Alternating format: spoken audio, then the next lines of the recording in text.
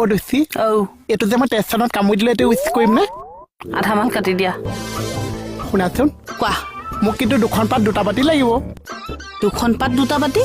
কিয় ইয়াত যে মোক খানা খাবলৈ মাতিছা সেইখন এচা পাত আৰু ঘৰ মই এখন কাম যে কৰি দিলো হ'ব মই আলুকেইটা লৈ আনোগৈ ৰ'বা এইকেইটা হ'লে বন্ধাকবিত ধৰিবা দেই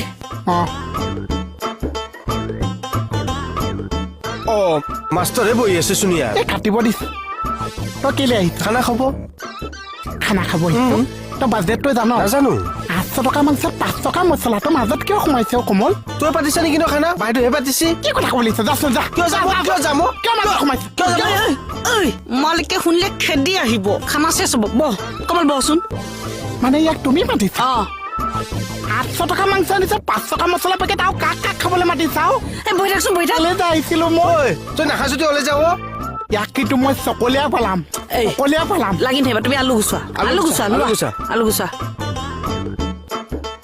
গুচা আলু ঐ ঐ এইটো দেখিছনে চকল লৈ গ'ল আকৌ মই তই গুচা ল ইটো ইটো ইটো আলু কাটে ডিম ভৰাই আলু কাটেহি অলপতে পেচ ফাটে একেবাৰে